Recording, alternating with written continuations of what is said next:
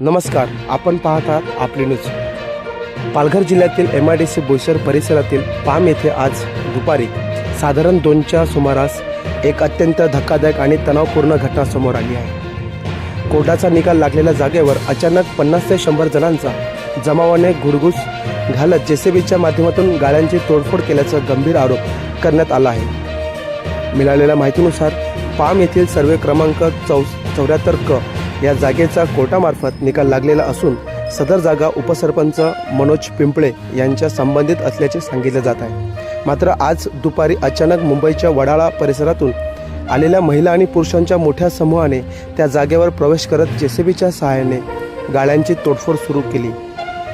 घटनेची माहिती मिळताच उपसरपंच मनोज पिंपळे यांनी आपल्या मुलाला घटनास्थळी पाठवले। तेथे पोहोचल्यानंतर मोठ्या प्रमाणात तोडफोड सुरू असल्याचे त्यांच्या निदर्शनात आले।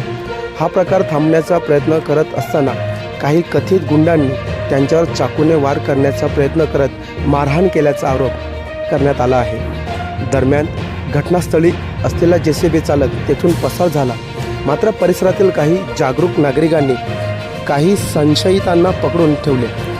त्यानंतर तात्काळ सातपाडी पोलीस ठाण्याच्या पथकांनी त्या ठिकाणी घटनास्थळी धाव घेत पोलिसांना ताब्यात घेतले असून पुढील तपास सुरू केला आहे। या घटनेदरम्यान एका महिलेलाही मारहाण झाल्याची माहिती समोर आली आहे। तसेच घटनास्थळावरून धारदार हत्यारे जप्त करण्यात आली असून पोलिसांनी ती आपल्या ताब्यात घेतली आहे। उपसरपंच मनोज पिंपळे यांनी या संपूर्ण प्रकरणात ट्रेसपास, मालमत्तेचे नुकसान, महिलांवर हात उचलणे यांसारखे गंभीर गुन्हे दाखल करण्याची मागणी केली आहे। तसेच या घटनेमधील मुख्य सूत्रधार कोण आहे, कोणाच्या सांगण्यावरून हा प्रकार घडून आणण्यात आला याची सखोल चौकशी करून दोषींवर कठोर कारवाई करण्यात यावी अशी मागणी त्यांनी पोलिसांकडे केली आहे। सदर प्रकरणाचा पुढील तपास सातपाडी पोलीस ठाणे करीत असून या सर्वे नंबर 74 क जागा ही आमची MIDC आणि आमचे वादविवाद आमचे कोर्टात चालू होतं। 22/7 मी कोर्टात आम्ही ही जागा निर्णय आमच्या बाजूला लागला व त्याची ऑर्डर कॉपी तुम्हाला मी पाठवलेली आहे। हे जे गुंडे आलेले हे व्यक्तिगत कोणीतरी पाठवलेले आहे, इकडचे नाही आहे, पण हे ओरिजिनल गुंडे आहे। त्यांच्याकडे चाकू सापडले।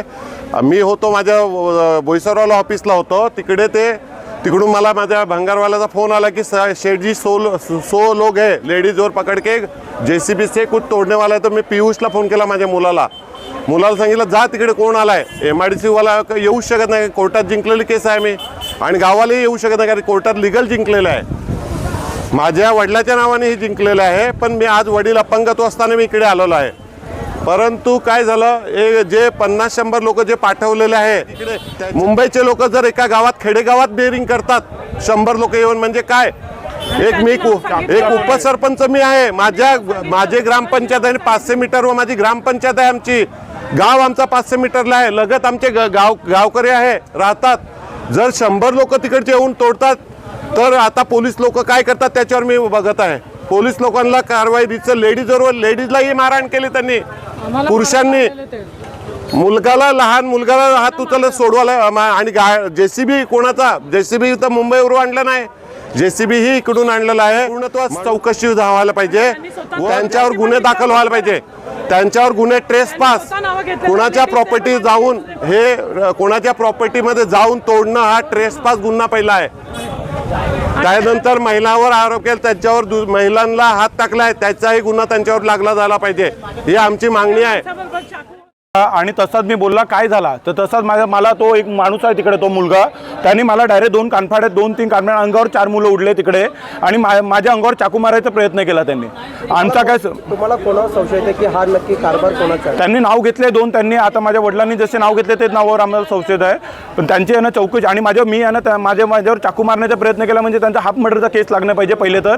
आज माझं इकडे बघा, इकडे सर्व मला आहे ना आज मला लागलेला आहे, आणि मला 2 कानफाड्यात माझा चष्मा पण तुटला एक, त्याच्यामध्ये माझा शर्ट अख्खा फाडलेला होता, मी अख्खा शर्ट फाडून माझा होता, माझं तिकडे कपडे पण फाटलेले पडलेले आहे बघा।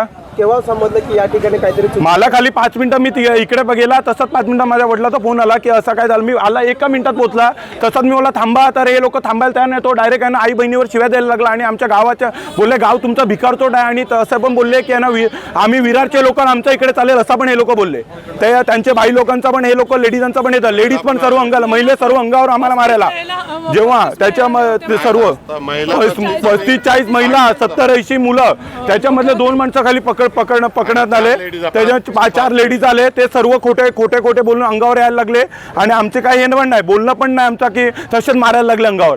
जेव्हा मी थांबवला तेव्हा जाऊन ते थांबले.